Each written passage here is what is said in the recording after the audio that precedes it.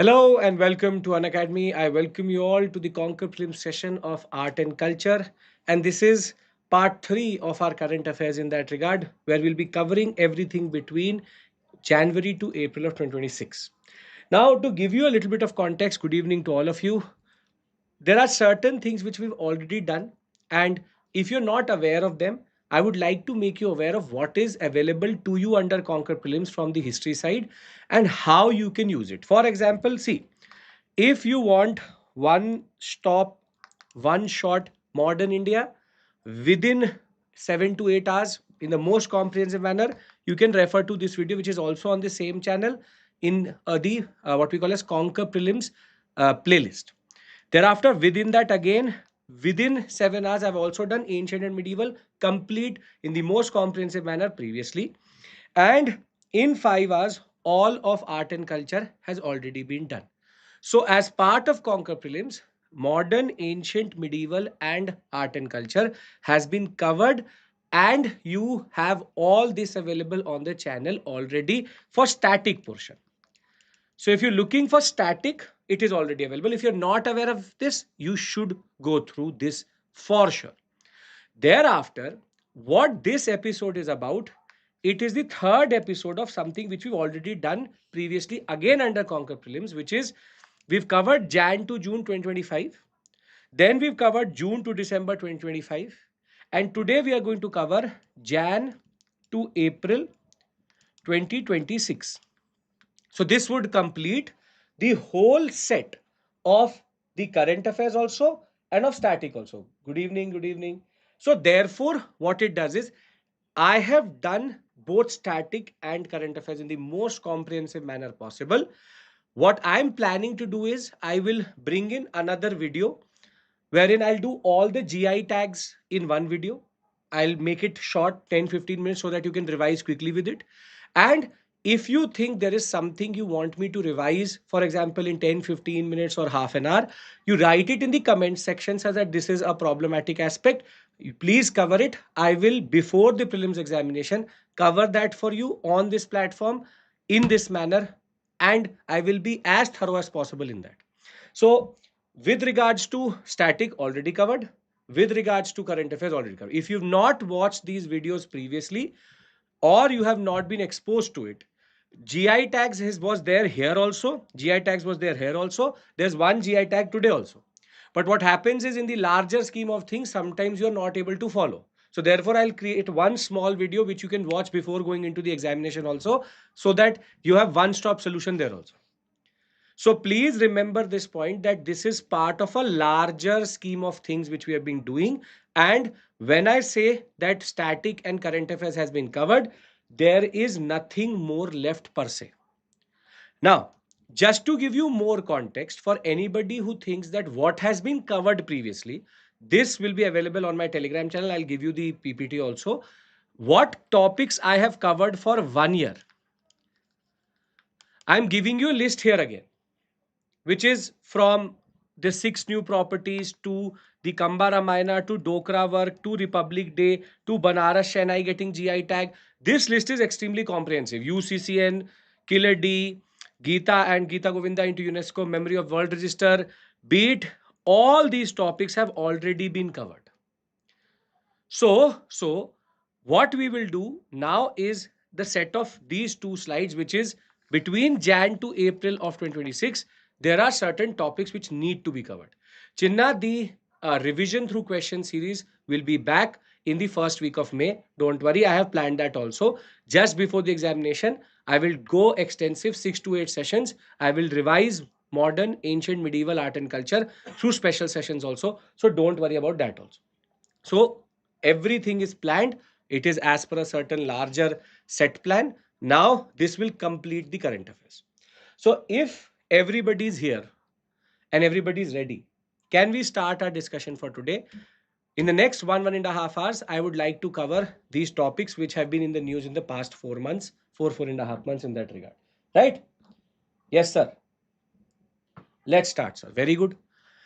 Now, before we begin, remember that the 16,999 offer, which is close to 60% off with 6 months extension offer, is going to end tonight.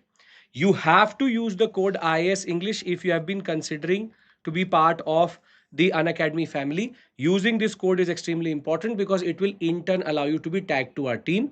And this offer is only available till tonight at till 12 o'clock.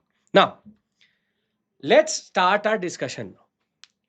The first topic is about Shyamji Krishna Varma. Now, before I go ahead, I would like to revise with you also because every current affairs has static. Can anybody tell me where in modern India does Shyamji Krishna Varma actually come in? It was his death anniversary recently. So I have personalities also, sites also, UNESCO also, all of that is there. What is the context in which we discuss Shyamji Krishna Varma? Come on. Yes, very good. India House, Madanlal Dhingra, revolutionaries. Revolutionary activities phase 1. We discuss Shyamji Krishna Varma, Virendranath Chattopadhyay, Madam Bikaji Kama, along with that the Gadar movement. Very good. Now, recently the Prime Minister paid homage to Shyamji Krishna Varma on his death anniversary. This is a commemorative stamp which came in 1989 about him. Now, because he is in the news, we need to know a little bit further. More than what standard books will tell us or what is already known to you. Because if the PIB mentions a personality, if the Azadi Ka Amrit Mahotsav actually mentions a personality, it becomes important for us to therefore cover it in the most comprehensive manner possible. Okay, now, he was born in a very significant year, 1857, in Gujarat. Comes from a very poor family, but was able to complete his education in Mandvi and Bhuj and was able to go to London because of his very good knowledge of Sanskrit. And he will die on 30th March 1930. That is why you can say death anniversary was there recently. But he is linked to multiple organizations. For example, he was one of the first presidents of the Bombay Arya Samaj and Indian sociologist, what we call as Journal Weekly. Then the India House, which was very important to give funding or what we can say the concept of scholarships to revolutionaries. At the same point of time, you also have the Indian Home Rule League Society, which is Home Rule League movement started India under Tilak and Annie Besant. But at the same point of time, there was also a Home Rule League Society which was established by him in London. Pavan Chaudhary, you can revise if you want to, but yes, the topics obviously are going to intersect. So, first is he launches the Indian Sociologist, a very very important monthly periodical which he basically publishes and is able to add a lot of details about what the British are doing in India. Then he will form the Indian Home Rule Society. This was based on the idea of the Irish Home Rule, which will basically be implemented properly in India by Annie Besant and Tilak. Thereafter, he will establish India House. All of this in the same year of the Swadeshi movement and the partition of Bengal. That is why he's put into the bracket of revolutionaries phase 1. Thereafter, he will shift to Paris because of the British coming after him. He will also be removed from his college, Inner Temple, from which even Gandhi was from. He will be removed from the alumni list. Thereafter, he will do activities in Europe where he will help a lot of our revolutionaries to travel around. The Gadarites, even you have Virendranath Chattopadhyay, for example, Lala Hardayal, and Madanlal Dhingra, who killed Cousin Willie, all were disciples of Shyamji Krishna Varma. At the same point of time, during the First World War, he will then move to Geneva because France was under, in a way, a lot of, you can say, pressure. And therefore, he will move to Geneva. And in 1920, he will then revive the Indian sociologist. What is interesting is, before he died, he had now reinstated the Indian sociologist also and reinvigorated the revolutionary spirit also in the larger scheme of things. Now, he was given a memorial stamp in 1989. He also has a memorial which is called Kranti Teerth, which was built in 2010. Before the Prime Minister became the Prime Minister, he had also brought in the ashes of Shyamji Krishna Varma into India. At the same point of time, Inner Temple reinstated his name. Now you will say, sir, are all of these things necessary? do I need to remember everything? Not per se. You should remember that he's the president of the Bombay Arya Samaj, Indian sociologist, Home Rule Society, and India House. These facts are bare minimum which you should know for the examination. Bare minimum. At the same point of time, you should also know that when he died, the paper Maratha of Balagangadhar Tilak and Bhagat Singh and his inmates actually paid homage to him in this context. So, important in the larger scheme of things. So, Shyamji Krishna Varma, we already know about him, not something out of the box per se, but we should be conscious of his contributions and can come in the examination per se. Then, another personality who was in the news is again a very well known personality, C. Rajagopalachari. You must have learnt about him in what is called as the Rajaji formula, or what is called as the Salt March, as a way of mimicking what the Dandi March was doing under Gandhi, or he was also part of multiple Gandhian movements from NCM to CDM and thereafter. But what is the context of discussing Rajaji or Rajagopalachari? Which is that recently in the Rashtrapati Bhavan there was a statue of Edwin Lutyens. Lutyens and Baker, the architects of the whole of New Delhi. Now that statue will be replaced by the statue of, and rightly so, of C. Rajagopalachari, and therefore he was the first Indian occupant of what was called as Viceroy's Palace and later called as Rashtrapati Bhavan. Now we need to know his major contributions, because getting a question on him becomes part of the larger scheme of things, right? So you should be conscious of what he has done generally, right? uh Gunjan, this is more comprehensive than what you may have covered previously. If you take all of the three sessions into consideration, it becomes a more comprehensive list, because in mostly compilations what happen is art and culture is ignored, because polity, IR, economy, the current affairs is much heavier, and the volume is more. So you should basically go through these PPTs once before going to the examination. Now, C. Rajagopalachari, also called as Rajaji, was the first and the last Indian Governor General of independent India. Because before we went into the presidential, what is called as the Prime Minister and presidential system, he was the first and the last Indian Governor General of India, and was born in 1878 in Salem in Tamil Nadu, what was called as Madras Presidency at that point of time. Now, the list of his contributions is long, because he is a very important personality generally in the larger scheme of things. Now, what is it? First, 1906-1907 session, two very important sessions of the INC, because it was leading up to Surat split. He was actually involved in both. Thereafter, in 1911, same year, there will be shift of capital from Calcutta to Delhi. He will be the part of Salem Municipal Council, and in 1916, he will become the part of the Home Rule League movement of Annie Besant. Thereafter, in 1917, he will become chairman of Salem Municipal Council. So he is already a very important personality in the Madras presidency per se, because he's known to be a public figure who is known for his contributions to nationalism and his integrity.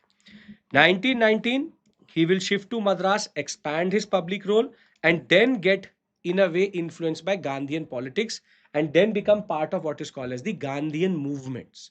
So his involvement before Gandhi is already significant. It's not that he's a subcontractor of Gandhi, that he was actually brought in by Gandhi into modern politics or colonial politics. He was already very important. Thereafter, he will be part of the Rowlatt Satyagraha. He will be part of the non-cooperation movement, but he's known in most history books for his historic march, the Salt March, which was asked by UPSC also previously, from Trichy to Vedrayam in April of 1930. Thereafter, he will even introduce as Premier of Madras Hindi into 6th to 8th class books in Madras Presidency. There's a backslash for this. Thereafter, he will also help in the temple entry movement. Very interesting that ways. He will be part of the temple entry movement, wherein the Meenakshi temple in Madurai, when it wanted to open its gates for Dalits and for depressed classes, he actually gave them legal protection. He passed a law, Temple Entry Authorization and Indemnity Bill, to protect the people who were actually going to do it and were fearing some form of backlash. Further, he will become the Home Minister. We already know, first and last Governor General. He will become the Home Minister under Jawaharlal Nehru.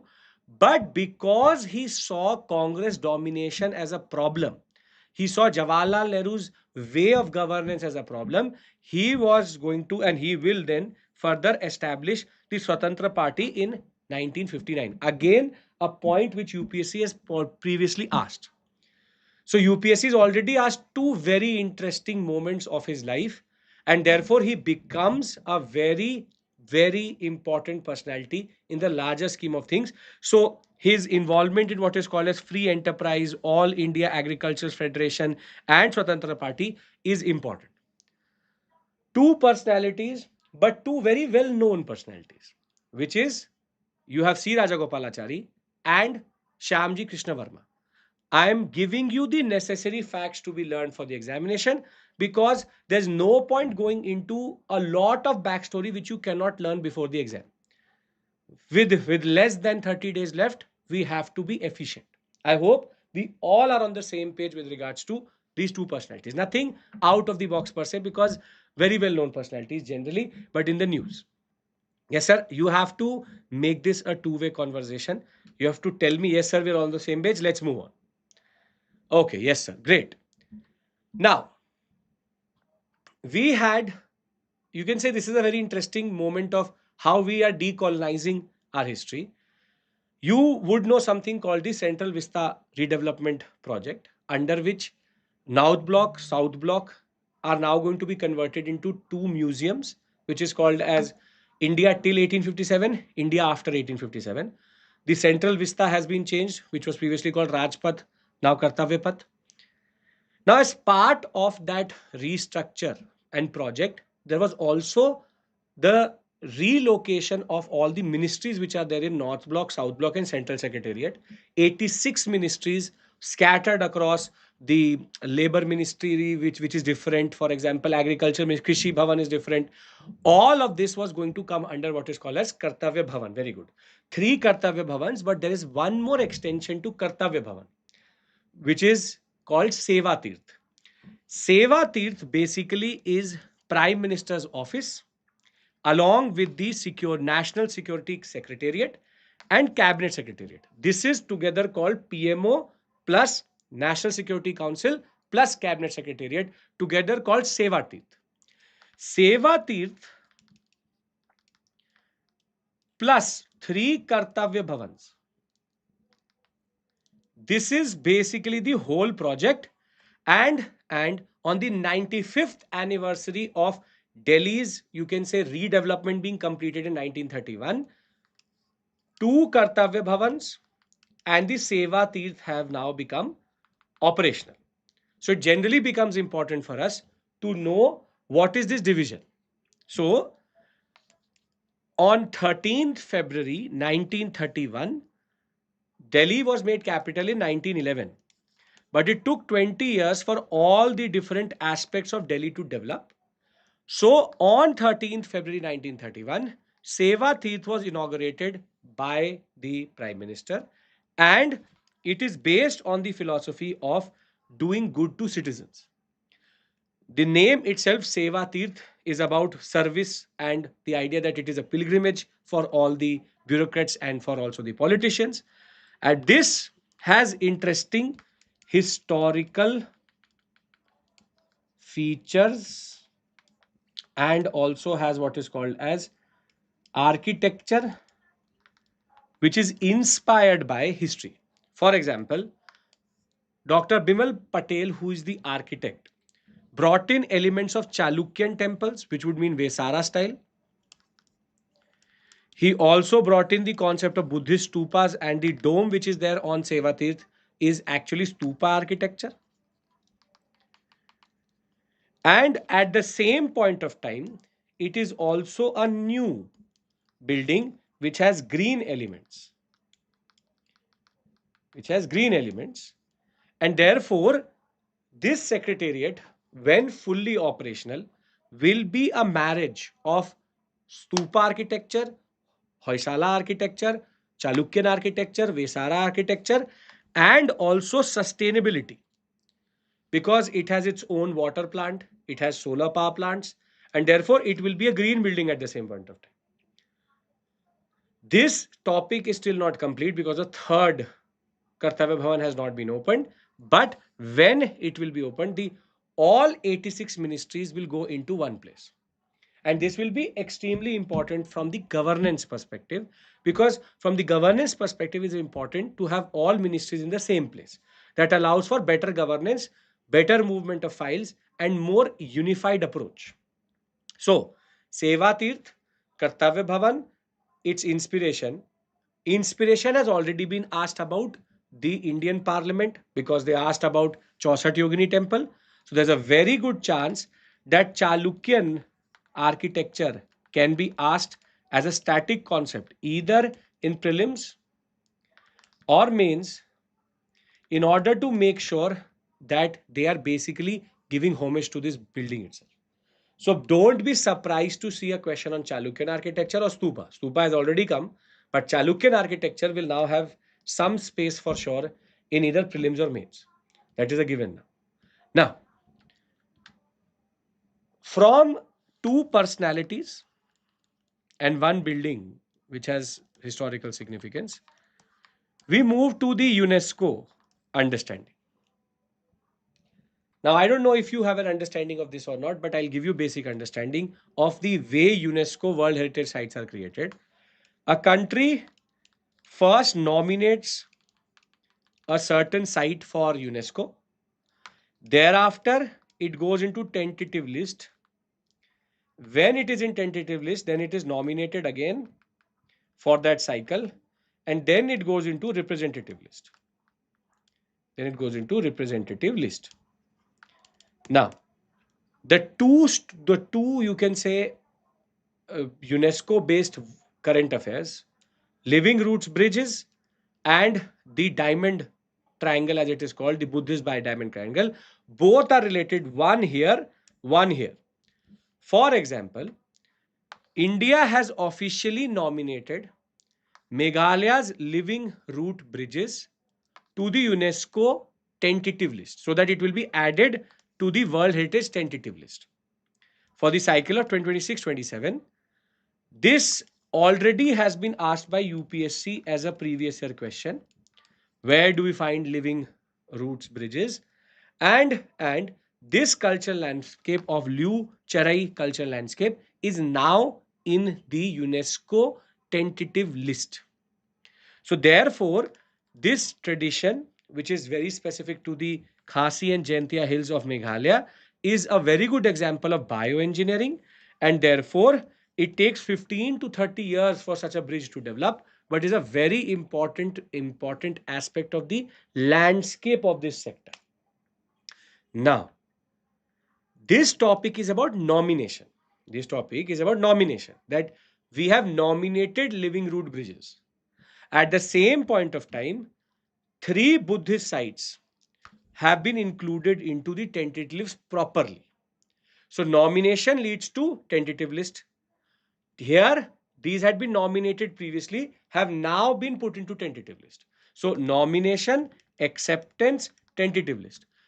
The living roots tradition is here, nominated. Acceptance still has to happen. On the other hand, we had nominated the 3 Buddhist sites. Now they have been accepted into tentative list. Can we say that all or any of these sites are UNESCO World Heritage Sites? Yes or no? You tell me. Can we say that they are UNESCO World Heritage Sites? Very good. No. Because till they are in the tentative process or in the nominated process, they cannot be accepted like this. Perfect. Very good. Now, 3 Buddhist sites in Odisha have now been put into World Heritage Sites tentative list. Now we need to know what are the 3 sites. Ratnagiri, Udayagiri, Lalitgiri, as one of you pointed out. These three are called the diamond triangle of Buddhism. Now, this is very important. This can come directly in the examination. And then you must be expected to answer this, and you should be able to identify the three giris. So very, very, very important, because generally these sites have been in the news. Ratnagiri I've taught last year also. Last year also. This has been in the news from time to time. Now, for Hinayanic, Mahayanic and Vajrayanic Buddhism, these sites are generally important. Let's do a basic survey of this. When we talk about Ratnagiri, it is called the Hill of Jewels, northeast of Bhubaneswar. It is a very important site for Vajrayanic Buddhism. Don't have to per se learn what are the things which have been found, but Mahastupa, Stupa, we found curvilinear roof, which is a Bengali roof type understanding. We have a colossal Buddha head. This was the reason why it was in the news in the last year. And Yuan Sang actually visited Ratnagiri. At the same point of Lalitgiri, also called Nalatgiri, is a important site for Theravada and Mahayanic and Vajrayanic Buddhism. Oldest, then Mahayanic, and the latest, which is Vajrayanic. Thereafter, it was excavated by ASI, known for its Buddhist relics related to Buddha directly. And Udayagiri, as it's called, Sunrise Hill, important bridge between Mahayanic and Vajrayanic. Learning center mentioned in Buddhist history, you can say history, Tipitakas, and whatever literature has been written, these three sites find a mention for sure. So Udayagiri, Ratnagiri, and Lalitgiri, or remember it's called Nalitgiri also. So UPSC can play a game where they can give you Nalitgiri also as the name. Don't get, you can say, flustered by it, or you should not be caught off guard about something which is already known, which is Lalitgiri, Nalatgiri, or Ratnagiri and Udayagiri. This should be fine again. Now we have understood UNESCO, nomination, living roots tradition, and tentative list acceptance, diamond triangle. I am doing multiple revisions within this session because you may not get time to do it. So I'm repeating multiple times the concepts which we already covered, so that you are creating a memory, and maybe this moment is something which you will remember in the examination and you will get that question correct. We have discussed about Sri Rajagopalachari, we have discussed about Shyamji, Krishna, Varma, and we've discussed about Seva Teerth. I hope nobody has no problem till this point. Are we clear? Yes, sir. No, sir. Yes, sir. Can I move ahead? Yes, very good. Okay. Now, moving one step ahead. A tribe in Nagaland, Myanmar, parts of Arunachal Pradesh, and even Assam was in the news, which is called the Konyak tribe. Now, why was the Konyak tribe, which they are known to tattoo their teeth, and that is why they are called the Konyaks.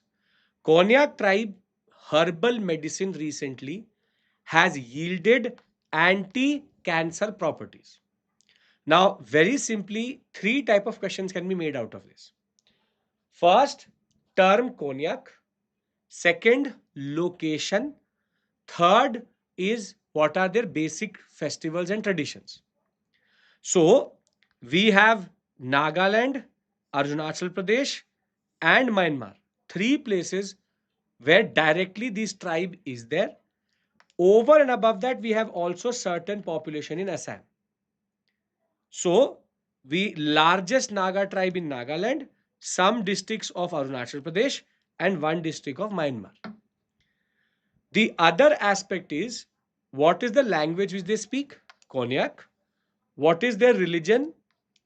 Which is called naturalism. Animism means you worship nature in its supernatural form. And they have now turned to agriculture, but previously were one of the most feared tribes in northeastern sector for their headhunting skills. Very good headhunters. Now, because headhunting has become more or less obsolete, they have now turned towards agriculture, but still very good skills of archery they have. Now, there are 1, 2, and 3 agricultural festivals which you should know because it can be asked vis-a-vis tribe.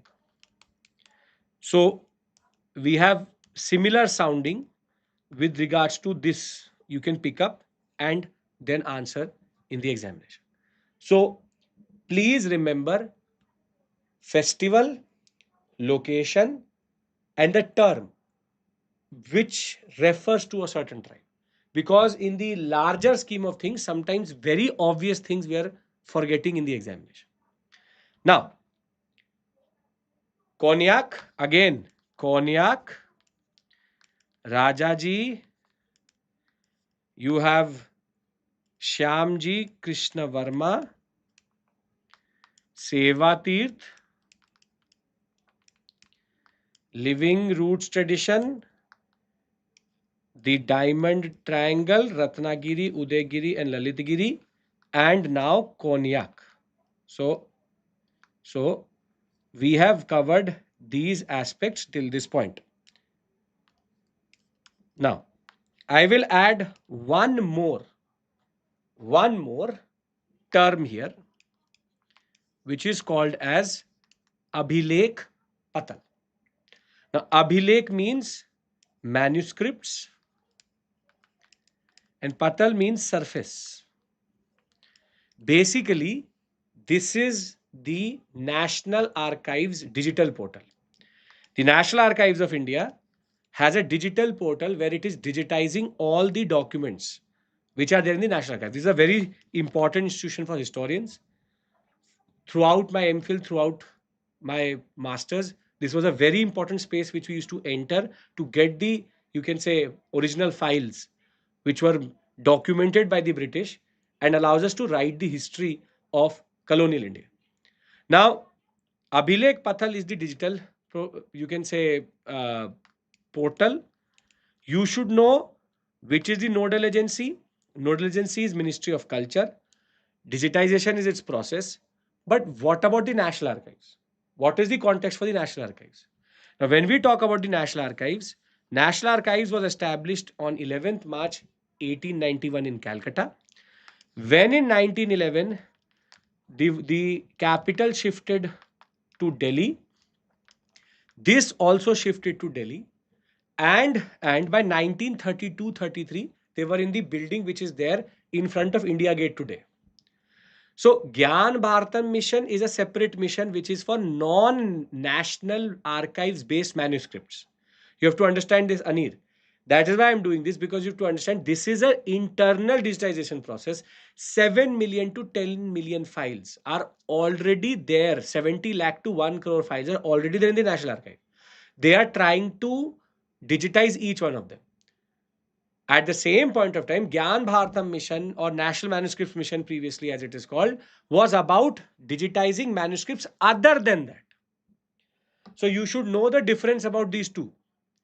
One is an internal process of the National Archives. That is why it's called Abhilekh Patal, which is portal for access of archives and learning for National Archives of India. Gyan Bharatam is a totally different tangent altogether. Right? Okay, perfect. So 1891, 1911 it will shift, and thereafter it will hold all the documents related to the British. British were obsessed with documentation, and they will document each and everything in that regard and put it into National Archives. That is why important concept for us. So, Konyak, Abhilekh, it should be Abhilekh Patal. Two terms, living roots tradition plus the, you can say, diamond triangle to UNESCO, two personalities, which is Shyamji Krishna Varma, C. Rajagopalachari, and one institution which is Seva Teerth. I'll keep on doing this till the last topic so that your memory automatically gets created for these concepts. It's easy for you to say that, but sir, we will go through the PPT. Why not learn it here itself? I'll make you learn it here so that your time spent, 1.5 hours, is worthwhile and is good for you generally. Right? Okay. Now, let's add one more personality. A person which we study and talk about, but not in this context, which is Samprati. Now, Samprati is one of the Mauryan rulers. And whilst when we talk about Mauryans, we talk about Ashoka quite a lot. Ashoka is known for one of being the biggest upasak of Buddhism, one of the most celebrated Buddhist disciple. He spread Buddhism across the world at that point of time. Samprati is actually the same for Jainism. In Jainism, Samprati is known to be a very important personality because he spread Jainism like anything across the same sectors in which Buddhism was there. So there is a new museum which is there on Mahavir Jayanti. It was actually inaugurated by the Prime Minister. He is the grandson of Ashoka. He is known by different names, but it is believed that Samprati and Dashrath used to divide the empire in 2 to 3 parts. And why is he important in the Jain universe? He is important because of the fact that it is believed that first, some say he was born a Jain, some say that he became Jain under Swastin. Swastin himself is a very important monk because he's part of the 8 leaders who were there after Mahavira. So now Suhastin, very important personality because he can be again asked as an obscure question in the examination. And within the Shwetambar tradition, he is considered to be a person who basically spread Jainism like anything. So, for example, China, Myanmar, Afghanistan, Nepal, Bhutan, Tamil Nadu, Karnataka, Maharashtra, Gujarat, Andhra Pradesh, Malwa, Rajputana, West Asia, Central Asia. You say it, and he's done that. Close to 1 lakh new temples were either renovated or created under him. Jain temples. So in the Jain universe, he's the Ashoka of Jainism. What Ashoka was for Buddhism, he is for Jainism. Now, the museum which has been inaugurated in Gujarat is basically named after him with the primary objective of basically remembering his contribution to Jainism and also making it a culture center. This would be news to you because Sampriti and Jain story is mostly not talked about in standard books because that is the way it is. Now, Swastin, Sampriti, Shyamji Krishna Varma, C. Rajagopalachari. Now we have 1, 2, 3, 4 names. Right? Along with that, Living Roots plus Diamond. Along with that, Seva Teerth, Konyak, and Abhilekh Patal. I have not done anything out of the box till this point. I am trying to make you learn everything here itself. Further. Can we move ahead, everyone? All good?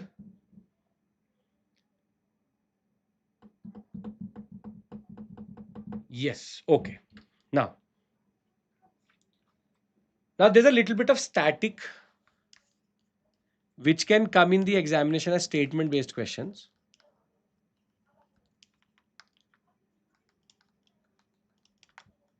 So therefore, let's try to take that into consideration.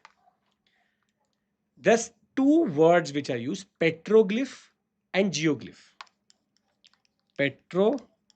Geoglyphs. Now, any incision, painting, etching, or you can say any marking on a rock, but at a small scale, is called a petroglyph. But if it is done over 1 hectare, 2 hectare, over acres, it is called a geoglyph. So the Nazca geoglyphs are one of the most celebrated. Now, recently in the Barappa temple in Telangana, we have found petroglyphs in the rock shelters which are there. So the difference is of actually size. Petroglyphs are small, known for symbolic sculpture, either through incision, pecking, sculpting, polishing, whatever it may be. And in Ratnagiri in Maharashtra, very good, Devendra, we saw the concept of a geoglyph. Geoglyphs are big. This is Nazca. Geoglyphs are very, very big. So in Maharashtra, we found geoglyphs also, and now in Telangana, we have petroglyphs also. So petroglyphs, as it says, is about stone carving, and the primary process is to basically leave a mark behind. Sometimes we have seen that petroglyphs or geoglyphs were there, specifically petroglyphs were there to mark territory, direction, and in the Edakal caves in Wayanad in Kerala, we have petroglyphs also as an example. So now there are two ways in which UPSC can ask a question. Difference between petroglyph and geoglyph. It can also talk about Barappa temple. It can also in a way question, do you have an understanding of what is Nazca and what is the difference between a geoglyph as big as, for example, Nazca. So in our terminology list, we now have to add petroglyphs also. Because if we don't know petroglyphs, then we will not be able to understand the difference between petroglyph and geoglyph. Very standard concept which can be asked in the examination and important for you generally. Nazca is a place. This is called the Nazca geoglyphs. It's a place. Peru, yes, in Peru. At the same point of time, this is in Barappa Temple, Telangana.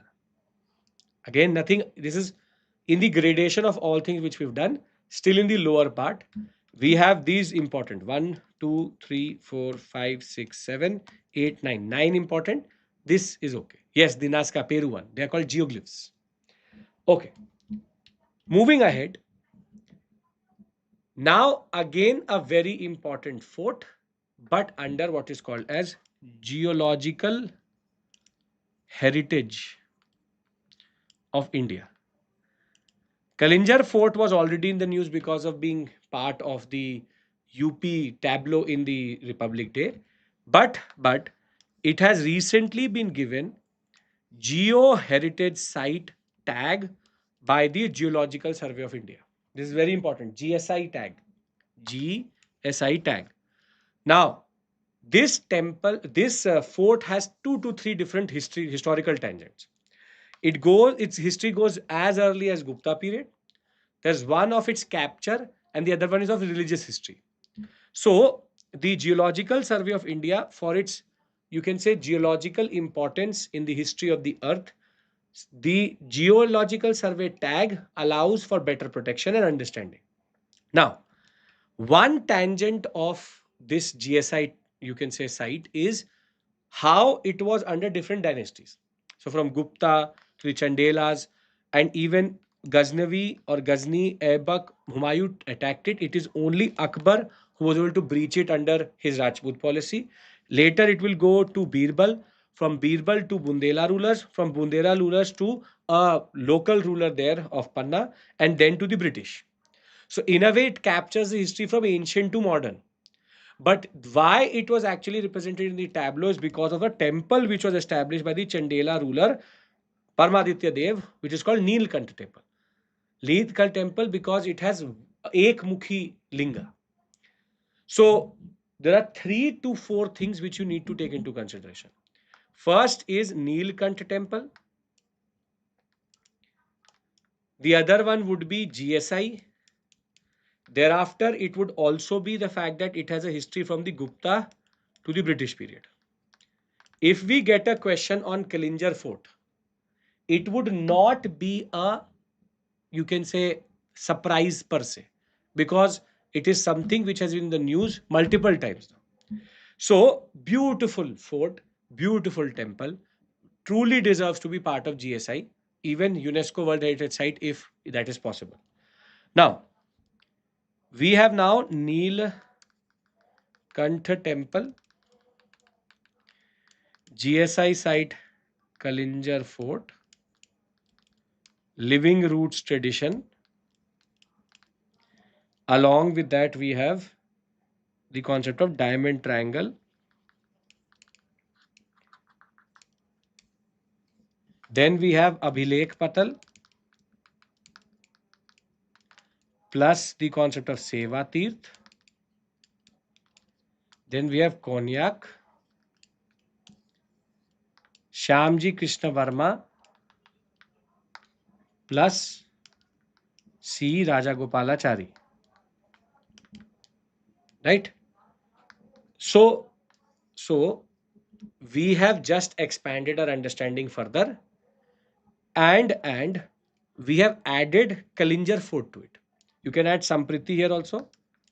Samprati and Swasti. Right? Any issue, anybody? Nothing like that? Great. Okay. Let's move one step forward. Now, going into art and culture, painting traditions generally are important. Now, the Kurumba painting tradition, which is there in Tamil Nadu, Kerala, and Karnataka, this is getting extinct. So, less and less people are practicing the Kurumba painting tradition, which is mostly practiced in the Nilgiri Hills, natural pigment, forest based by the Kurumba tribe in that regard. And this tradition is now a drying tradition. It's a dying tradition specific to the whole tank sector itself, PVTG tribe, yes. And therefore, there is need to conserve it. There's need to conserve it. So for you, it goes into the term list where you should know what is Kurumba painting. Because the maximum which they can ask is either Kurumba or Tamil Nadu, Kerala, and Karnataka, which is the states which it is associated with. So the simple straightforward point is we have to conserve it. We have to make it a part of curriculum in this sector. The conservation practices remain the same. Kurumba in name and paint tribe itself both is self-explanatory. So you should know this also, right? Perfect. Then we have part of repatriation, which is bringing back our heritage. We have an Allavar saint idol which has come back. Yes, true, Veda. We have from the Oxford Ashmolean Museum, we have received Saint Tirumangai Allavar's statue back. How are we able to claim it? Because in the Pondicherry archives, we had a picture of this statue, which is associated with the Perumal temple in Tamil Nadu, and we were able to create an understanding that this Allavar saints, you can say, a statue was taken out of its context, smuggled out of India, and had reached the Chor Bazaar of the world, which is basically Britain. Because most of the, you can say, antiquities which the British have in their museums are stolen from the colonial world. So this is part of that you can say stolen property which was taken from India. We have been able to establish it. Now there's a India Pride project, an NGO which is related to it. It was able to establish this concept. Now you need to know the name of the Allavar saint because he can become important generally, and what is his contributions. Now that is where the heavy part comes through.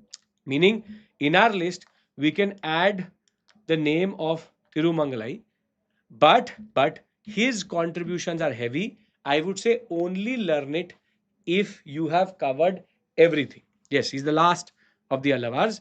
So he originally was coming from the Kallar community. He was part of the military under the Cholas. He was a skilled archer. Then he will turn to a Bhakti saint, and thereafter he'll be mentioned within the larger Allavar tradition and Allavar literature.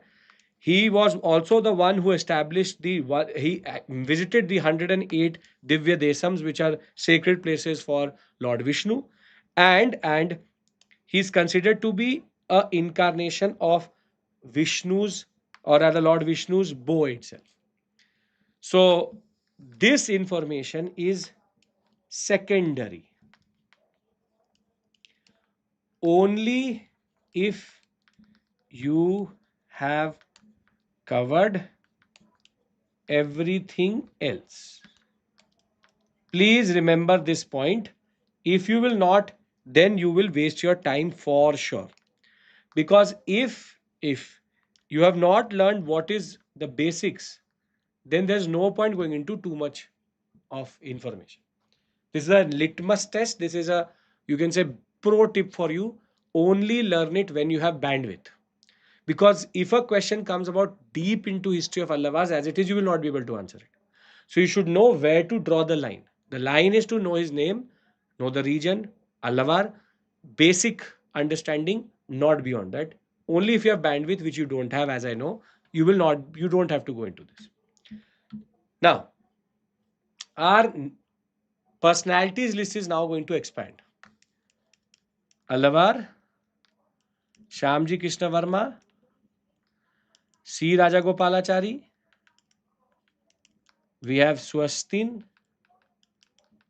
and we have Samprati.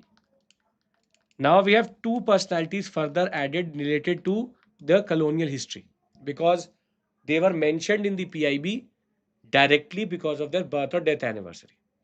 So we have Rani Velu Nayachar or Nachiyar, and she is related to the Shivagangai estate in Tamil Nadu. So her story basically is that her husband had the Shivgangai estate. The British will eject him. She will go into exile. She will take the help of Hyder Ali and a local power intermediary and then take it back. So she's considered one of the first queens to have fought as a freedom fighter in that regard. And it is related to the Shivgangai, you can say, estate previously held by her. She's very well learned. She used to speak English, French, Urdu, and skills from Silamban to horse riding to archery. She was a proper queen with knowledge of languages also, but also of skill. And when her husband is going to be ejected by the British in what is called as the Coil War, and he will be killed, she will go into exile, take the help of Hyder Ali and Gopala Nayakar, and then reclaim her throne in the Shivgangai estate. That was quite interesting, and now her contributions become important because she was commemorated this year. Previously, we've not seen in PIB her name. This year she was mentioned, so she becomes important. Similarly, I'll do both the personalities together. We have Parbati Giri. She was also in the news, PIB, referred to for her contributions as a freedom fighter. So I'll write both of them down here so that you have a repository here. We have Rani, Velu, and Prabhati Giri. This is the whole list till this point. So what is so special about Prabhati Giri? Coming from Odisha, freedom fighter. 1926 she was born, so in the era of mass nationalism. She's known to be the daughter of fire of Odisha. People don't know about her too much. That is the reason why we are discussing her. She became a part of the national movement as early as 11 years, was directly related to the Khandi Andolan and Satyagraha. She will become a very important volunteer for youth training in Quit India movement. She will also be staging an agitation in front of the Bargar court. Along with that, she will be a disciple at multiple ashrams from Bari, Varda to Delhi. And for her dedication to social work, in 1984 she was awarded an award by the government of India and will receive a honorary doctorate from the University of Sambalpur, and she will be a champion of social work. That is why she is sometimes called Mother Teresa of Western Odisha. I would rather say she should not be called that because she in herself is a very important figure. She is the Prabhati Giri of Odisha. She is known to be a person who helped everyone.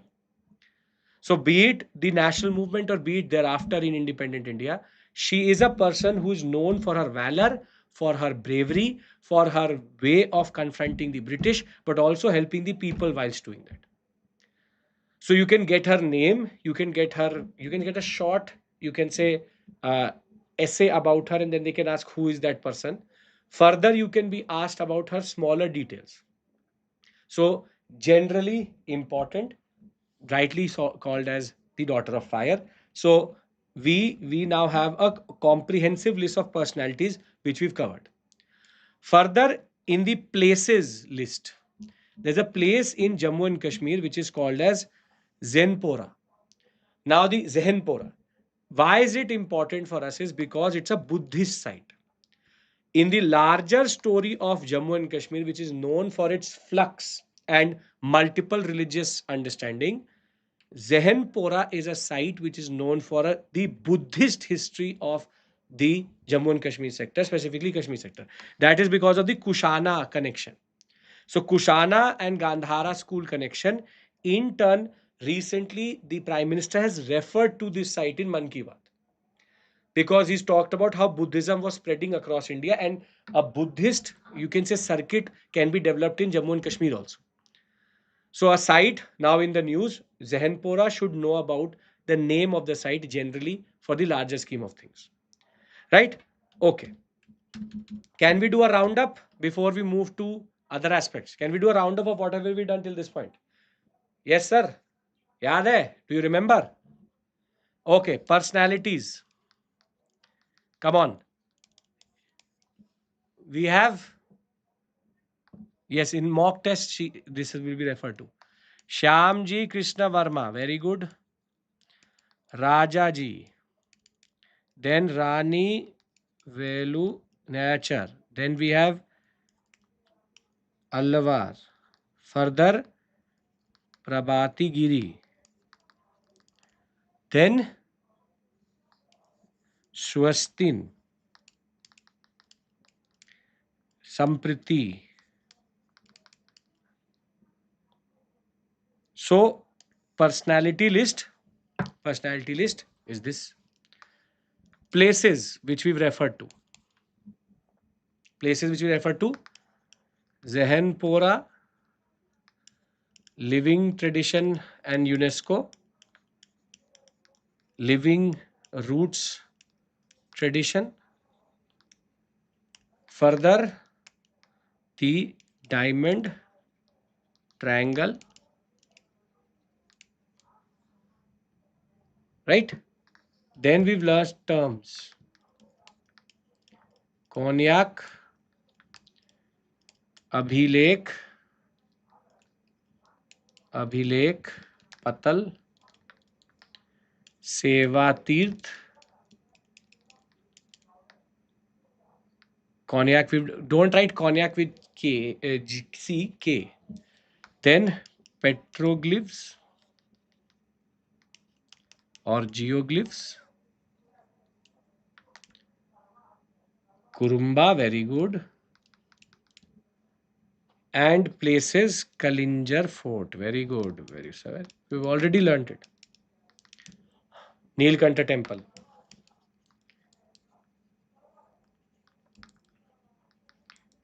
Now, if you actually look at it, it is not a very extensive list if you do it with me.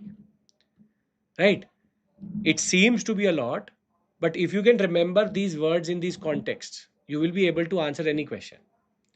Now, because in our ceremonial things, we have not covered any GI, one GI I'm adding, which is Kaladi. Kaladi is actually a GI which has been recently given to a sweet which is there in Uddhampur district of Jammu and Kashmir. So we can add Kaladi, Jammu and Kashmir UT in this list. So it's made out of a certain type of, you can say, milk, a process that makes it a certain GI tagged understanding. Basically, under one district, one product initiative, this has been also brought into context. So nothing out of the box again, milk savory. So we have done quality. Now let's add one more thing into the places list, which is called as the Virli Khandar sector. This is something which I've just covered under a short also. This, which is called Virli Khandar, nothing but a very interesting composite site. Composite megalithic site. Now you know that megalithics are of different types. I'm giving you the static, chambered, unchambered.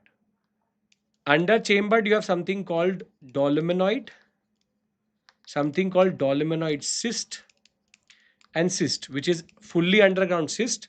Dolomenoid cyst is partially overground, fully overground dolomenoid. Under that, you have also something called topikal and kudaikal, specific to Kerala and Karnataka. Under the concept of unchambered, we have stone circle, something called crane, then stone crane circle or stone circle, and sarcophagus, urn. Now, what is interesting is we mostly find one of them in one side. But in Virli Khandar in the Vidarbha sector of Maharashtra, we found two together. Stone circle with one more unchambered, which is called as Manhir. Manhir is basically a warrior stone which is there. You can see here, warrior stone along a stone circle. So this expands our understanding of what is called today as the concept of megalithic history, and this is already a basically a period where we don't know a lot, but generally this will expand our understanding. Now, you may have not realized it, but we have in a very efficient manner covered all the topics which we wanted to start with, right? Now I want to again show you the list, but this time this list should have meaning for you. If you've gone through the 2 sessions previously, I did not intend to do this for a very long time because your time is of utmost importance. But we have already covered all of this in 2 sessions previously. Virli Khandar, megalithic site. Velu Nachiyar, the story of Shivgangai estate, taking it back. Zephora site, Buddhism in Kashmir. Prabhati Giri, the daughter of fire, Quit India movement, social work. GI tag Kaladi, but I'll bring in a GI tag separately video for you. Petroglyphs, small incisions, concept of geoglyphs, big incisions. Kalinjar Fort is related to GSI.